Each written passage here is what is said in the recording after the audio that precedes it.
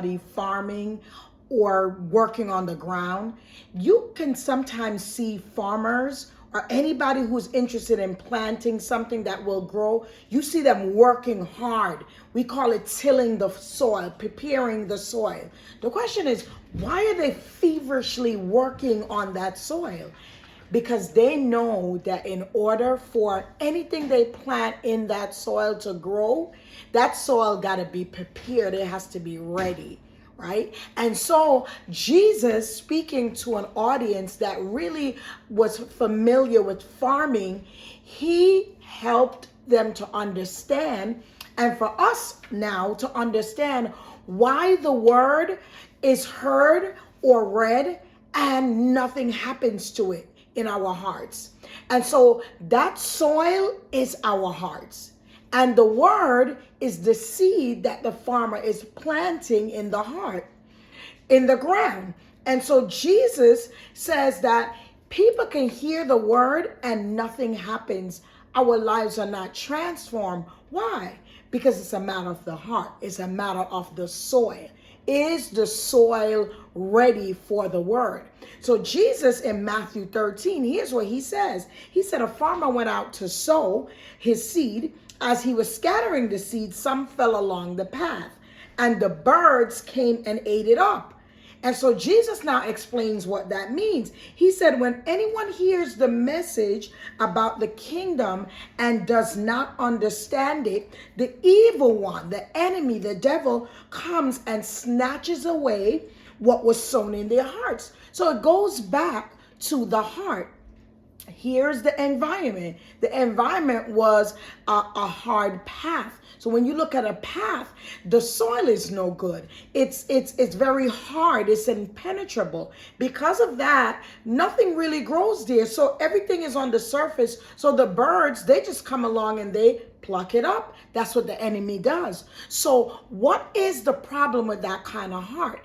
It's a heart that doesn't seek to understand. It's not that we can't process the word. It's just that there's no seeking to understand the word. So we may listen, we may hear it, we may be analytical, we may be skeptical about it, but we're not really listening for it to transform our lives.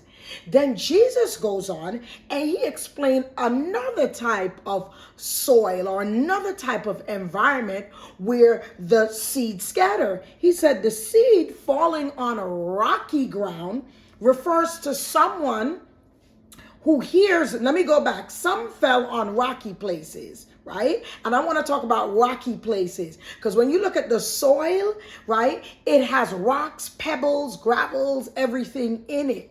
And the Bible says, this is Matthew 13, verse 5, he said, the rocky places where it did not have much soil. There we go. That there's not a lot of soil. Why? Because it's filled with rocks. What happened to seed that was spread on that kind of ground? The Bible said it sprang up quickly. Now that's a problem because there is a problem with speed. There's sometimes when things need to grow, it takes time. It has to go through the process, right? But it says here it sprang up quickly because the soil was shallow. The soil was shallow.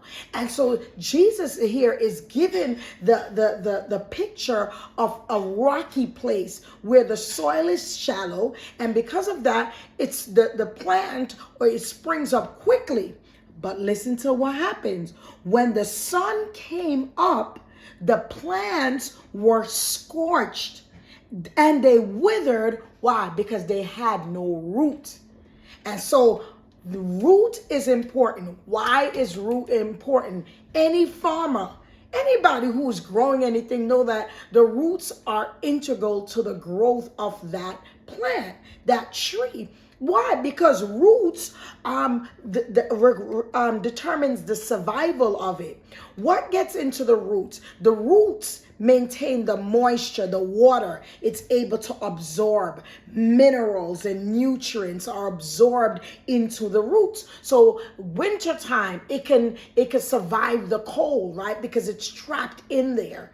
And then at summertime, right, when the sun is scorched, because the roots the roots are so moist, they send moisture to the stems and they can sustain the sun. They can survive, rather, the sun. And so roots are important. So Jesus is saying that when the sun came up, the plants were scorched and they withered because they had no roots. And what is he saying? The seed fallen on rocky ground refers to someone who hears the word and at once receives it with joy. That's good.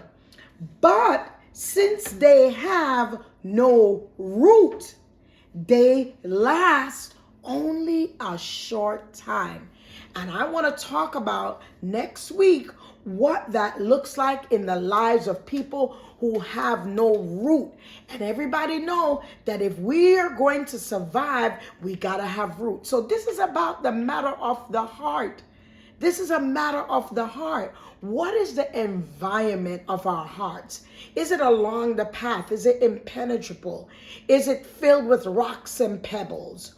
Or is it well prepared for the word? Why is this question so important, the matter of the heart? Why is it so important? Because we want change in our lives, our relationships. We want change in our finances. We want peace. We want joy.